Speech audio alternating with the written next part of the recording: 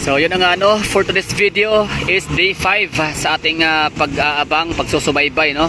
Update sa Davao City Coastal Road junction to Rojas segment extension or road widening, no? Kasi ito inaabangan ho natin na matapos bago sasapit yung December 15. Kasi December 15 ho yung binanggit, no, ni DPWH, the zone secretary, tsaka si PBBM na by December 15 nga daw ay possible na yung ating tulay sa Bukana Bridge na siyang in-inspection nila noong December 4. So ibig sabihin 5, 6, 7, 8 and 9. So 5 days na tayo dito na nag-update, no, or nagba-vlog or binibidyohan or tinitingnan, no, kinukumusta ang paggawa rito. So far very consistent to, so far tuloy-tuloy, no, walang hintuan, like walang lingguhan, walang Sabado. Dated today is Martes, no, so maging nung Sabado at Linggo man ay may nagtatrabaho, at kahit gabi, no, kita natin na may nagbubuhos ng mga lupa or buhangin, no. Ay ngayon kagabi ang huli natin dito is siya, pinaplatted na siya ng piston. Ngayon naman mga backhoe bulldozer naman, ano ba tawag dyan, backhoe bulldozer, no, backhoe. Grabe ang bobo ko for today's video, di ko alam yung heavy equipment. Basta bulldozer, backhoe, basta mga heavy equipment, no, for construction. So anyan yung nakita ko natin ay nagano sila nga, pinaplatin nila ulit to, siguro may buhos tapos platin, parang ginaganon nila sa kamay, ano tawag dyan, sa kanyang basta. Okay, so lapitan pa natin, no, mas maganda yung mas closer para talagang ma-distinguish natin kung ano na ba bukas ang pwedeng gagawin. Hula-hulaan ho natin kung bukas ba ay ano na ba, no, maglatag na ba ng espalto o hindi pa, o kung meron pa bang maidadagdag na mga buhangin or lupa na yun na nga ipa-flatten sa daan. Basta malapit na ha, so ilang araw na lang ba makalipas or yung aantayin natin. So today is December 9, 10, 11, 12, 13, 14, so 5 days to go. December 15 na, so mag-inaugurate na, at happy na tayo mga taga Davao kahit paano hindi man siya fully develop or hindi man fully finish itong area na to dito sa Rojas segment. At least meron tayong madadaanan, no, yung kahit kalahati lang na portion, yung kalahating portion sa may right side gagawin siyang two-way lane for the meantime, no, temporary, habang kakatapos lang kasi ma-fix itong rights issue, no, sa mga may-ari ng mga bahay, mga residente dyan sa area na yan. So ibig sabihin nun 100% wala nang problema.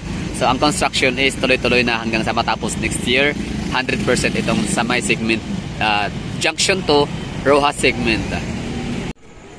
Okay, ito na yun, mas closer look, no. Nandito talaga tayo sa pinaka-site kung saan may mga pison, may mga bulldozer, may mga backhoe or mga 10-wheeler trucks or dump trucks rather, you know.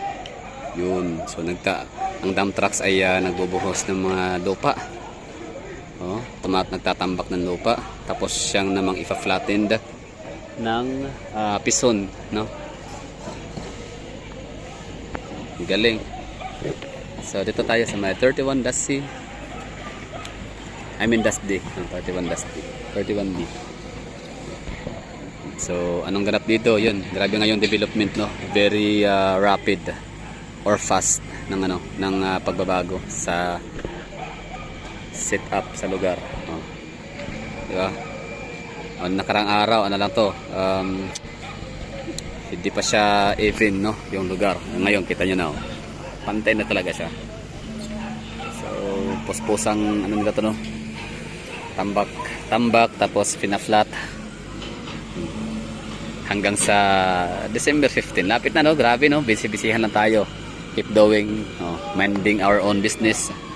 Tapos nood ng vlog, nood ng mga updates, and yun na nga, ito na. Grabe ang bilis. Kaya mabilis lang naman talaga sadya itong lugar na to dito, pinaka-easy. Sana yan lang talaga sa legal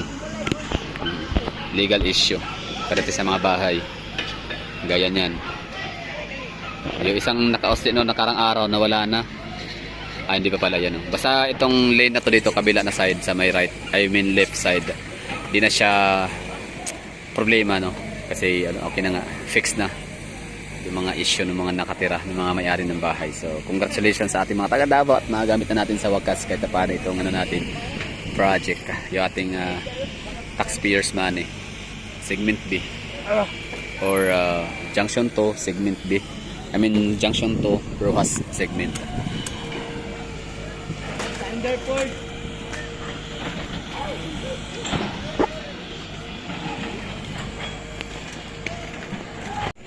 Sa mga nagsasabi na pressure lang ang mga gumagawa dito kaya minamadali nila, parang hindi naman yata yun talaga yung ano pinaka time frame no na tapusin. Kayang tapusin siya in a span of 10 days or 11 days to be exact. Kasi nga December 4 declare na December 15 is madadaanan, so 11 days no. Kasama ang December 15 or ayun, inauguration na or ribbon cutting. Kasi sino kayo mag-ribbon cutting that day? Is it VP Sara Duterte or Mayor Basti? Kasi Mayor Basti na lang no, nasala si BBM. Oh, ganun din naman, ayaw din naman nilang mag-invite ng mga witness in the audience. Takot silang mabato ng durian. So andito tayo sa ano ha, Davao City Coastal Road Junction 2 Rojas segment and slash Rojas roundabout or rotunda. So itong lugar dito yung ano, ito yung tagusan ho natin, labasan pa mula doon sa may Tulip Drive no, sa may Times Beach roundabout. So mula doon pupunta dito yung mga sasakyan ho natin. Nasa mga 3 to 4 kilometers ang layo no, although hindi talaga sure doon, pero yun na yun. And labas ho dito sa yan no, yung kalsada na yan. Kaso nga lang hindi nga siya nagawa natin agad-agad na gamitin itong lugar kahit pa tapos na itong ating coastal road no, ito yung pinaka main road na pinaka coastal. Oh, so hindi natin to agad nagamit, hindi siya agad na napakinabangan gawa nga nung ano, right of way in the issue sa mga ano natin diyan, mga residente. So may mga taga Davao, mga kababayan tayong mga laging nagko-comment no na ano nga minamadali daw to ngayon, samantalang dati daw napakahaba ng oras, pagkakataon bakit daw hindi ginawa agad. Siyempre ang sagot ko doon ay hindi naman kasi ganun kadali, hindi nga talaga natin hawak din ang kasi may nasa ano tayo nasa bansang ano tayo no, may kalayaan, may kalayaan no, like siyempre pag ayaw nila pagbili yung lupa, yung kalang property, anong magagawa, di ba? Pero at least sa wakas, di ko alam kung paano, anong ginawa ng gobyerno ng Davao City, anong ginawa ng DPWH or ng City Engineering. Actually DPWH talaga bibili niyan, di ba? Magbabayad. So di ko alam kung anong ginawa ng ano ng ating authority no, paano napapayag, paano nila napagbigyan, paano nila napapayag no na ibenta ang kanilang lupa, paano nila napapirma. So yan ay diretso sa manaj segment, ano naman yan, junction 3 segment, sa Tana segment. So di ko alam kung paano napapayag. So congratulations, whatever it is. So paano man yung diskarte o paraan na ginamit nila, mahalaga ay ito na, okay na nga, madadaanan. I mean na-demolish na yung mga bahay, okay na, nakapirma na daw according sa mga taga rito lang din naman no? Mga isa rin sa mga na-demolish na mga bahay dahil nga matamaan ng road widening, paving the way or giving the way para sa mga motorista. So ayan yung itsura ng ano ating lugar dito. Tuloy pa rin yung paggawa. Kahit gabi na, time check tayo, anong oras na ba? Alas 9:08, oh, di ba? So hindi na siguro tama, may punto rin yung sinasabi na nira-rush no, pero doesn't mean na rush is low quality. Hindi naman kasi lahat ng mga rush low quality. Ang iba naman kasi kunyari no, minamadali, I mean tinatagal kunyari ang paggawa, yan pala substandard din. Yung mga parang sa mga flood control project anomaly no, na nababalitaan natin or mga nakikita natin binabalita no, na na-expose na matagal nang ginawa pero hindi pa rin tapos hanggang ngayon, pero ang nakalagay sa kanilang tawag nito bulletin or sa kanilang chart, finish. Yung kanyang status is completed, ganun, pero hindi pa completed. So dito sa Davao, itong area na to dito, hindi minamadali siya in some point na kasi meron siyang ultimatum or para meron siyang yan na nga, December 15 target. So kaya namang gawin, hindi naman talaga siya ganun ka-pressure. Kaya nga siguro nga sinabi, binanggit, binigay yon ni PBBM tsaka ni Vince Dizon, si Secretary Dizon na lang no, kasi wala naman talagang alam niya si BBM. Siya ay binabasa niya lang no, at sinasabi niya lang yung sabi ng mga sekretary niya. So sinabi ni Dizon, ni Secretary Dizon yan kasi tinanong niya muna, kinonsulta niya muna yung mga taga rito, nakipag-cooperate siya kung yun ba ay kaya bang gawin sa December 15, at bago namin sabihin niyo oo, hindi, nang hindi tayo mapapahiya o mapapasubo, ganun. Sabi ng mga taga rito, kaya naman yan sir, Oo, so paano maging kaya? Kasi ganito, ganyan lang na may lalagay, tsaka espalto lang din naman, okay na yan.